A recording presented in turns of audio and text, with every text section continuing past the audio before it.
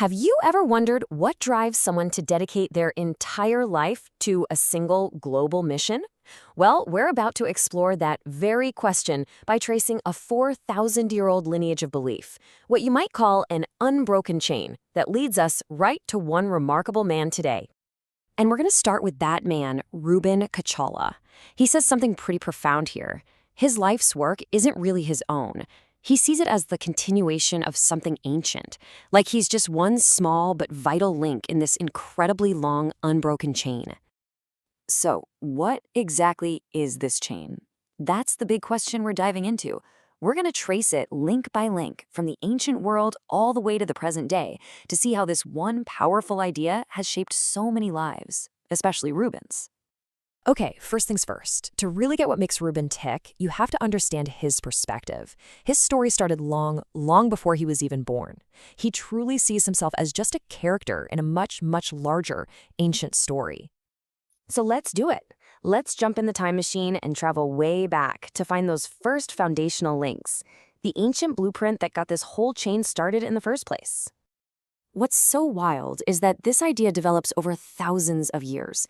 It kicks off around 2000 BC with a foundational promise made to Abraham. Then, 1,000 years later, you have King David calling for worship among all nations. The prophets come along and expand that vision even further, and then Jesus issues what's famously known as the Great Commission, a direct command to spread his teachings. And finally, the Apostle Paul is the one who really starts putting boots on the ground. You can really see the evolution here, how each person adds a crucial layer. Abraham gets this big, broad promise of a global blessing.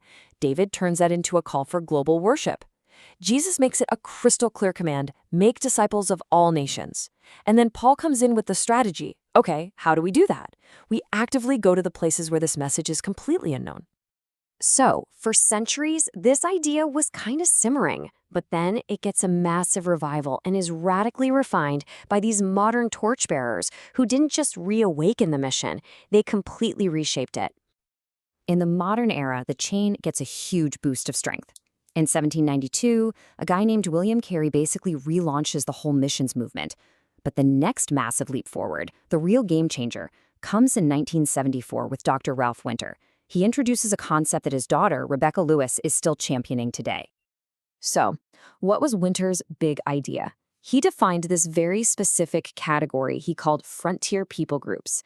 This was huge because it shifted the focus away from just countries on a map and onto distinct ethnic and cultural groups who have zero access to the Christian message and, crucially, no local believers who can share it with them.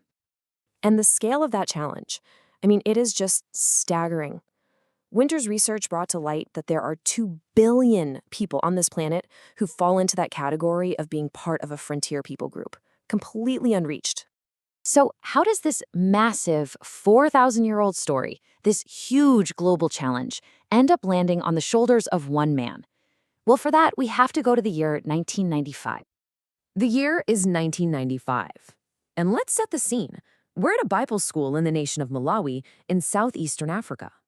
A young Reuben Kachala gets his hands on a book. It's called Operation World. And on the surface, it's just a prayer guide. But for him, it became this window into a world he never even knew existed, this world of unreached peoples. And it just lit a fire in him. Now, you have to remember, this is a time before you could just Google everything. Widespread internet wasn't a thing. But in the back of that book, he found one tiny vital detail, a physical mailing address for the U.S. Center for World Mission, the very organization Dr. Ralph Winter founded. That was his one and only connection. So he wrote a letter.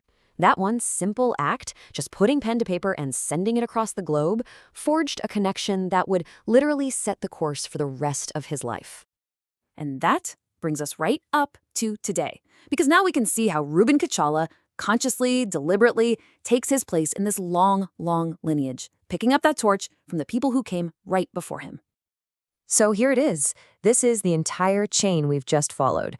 You can see the whole flow, right? From Abraham's ancient promise, through David, Jesus, and Paul, to that modern revival with Carey, the strategic focus from the Winters, and now Reuben. He sees himself as that next link, carrying the purpose forward.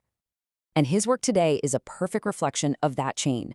See, he's not just a missionary out in the field, he's a mobilizer. His whole focus is on awakening others, building the structures, and championing that very specific group that Ralph Winter identified, the frontier people groups. And this quote just says it all, doesn't it? It perfectly captures his entire worldview. He doesn't see his passion as something he invented, but as a sacred responsibility, an inheritance, a torch that was passed down through generations. And that really leaves us with a final thought to chew on. Whether it's religious or secular, a family legacy or a philosophical one, what's the lineage of ideas or purpose or passion that informs your story? What's the unbroken chain that gives your life its deepest meaning?